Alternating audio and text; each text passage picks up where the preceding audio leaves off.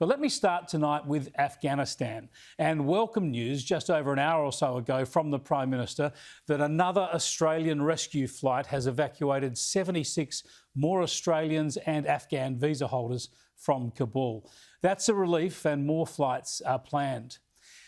You've seen all the chaos in Afghanistan in recent days. You know about some of the barbarity and loss of life, despite the fact that there's been no battle in Kabul itself.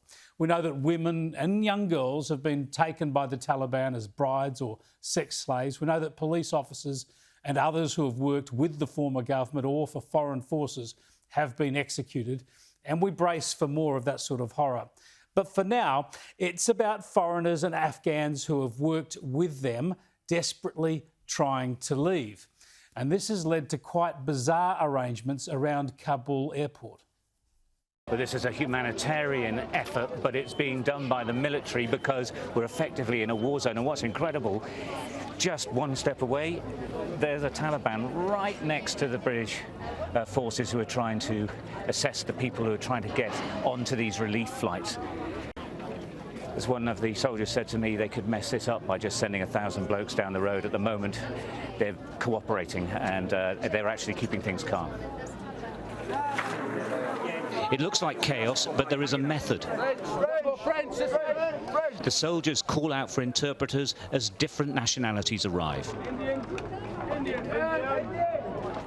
Their paperwork is then checked. If they pass muster, they're directed to the entry gate to be processed inside. But many do not. The soldiers hate this, but without the proper paperwork, they have to turn people away.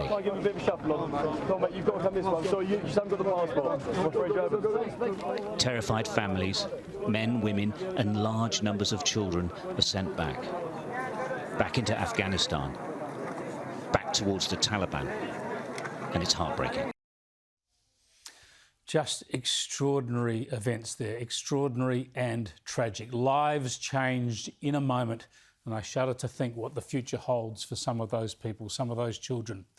But have a listen to how President Joe Biden is trying to rationalise what's happened in Afghanistan. When you look at what's happened over the last week, was it a failure of intelligence, planning, execution, or judgment? Look, I don't think it was a failure. Look, it was a simple choice, George. When the Taliban, let me put it another way. When you had the government of Afghanistan, the leader of that government getting in a plane and taking off and going to another country, when you saw the significant collapse of the Afghan troops we had trained, up to 300,000 of them, just leaving their equipment and taking off. That was, that's what happened. That's simply what happened. But we've all seen the pictures. We've seen those hundreds of people packed into a C-17. We've seen Afghans falling. That was 4 days ago, 5 days ago. What did you think when you first saw those pictures? What I thought was we have to gain control of this. We have to move this more quickly. We have to move in a way in which we can take control of that airport. And we did. So you don't think this could have been handled, this actually could have been handled better in any way? No mistakes? No, I don't think it could have been handled in a way that we're going to go back in hindsight and look, but the idea that somehow there's a way to have gotten out without chaos ensuing, I don't know how that happens. I don't know how that happened. So for you, that was always priced into the decision? Yes. He knew there'd be chaos. He doesn't think it could have been done better. He knew it was going to be that traumatic. Well, you think he might have passed on this stroke of genius, this brilliant foresight to the US military, might have helped them save more lives. What absolute rot. The commander-in-chief is not really in command of much at all, is he? That's the problem. But let's also hear from the man who led this country when the decision was made to go into Afghanistan with the Americans 20 years ago. John Howard has rejected assertions that the current turmoil means the Afghanistan war was a failure.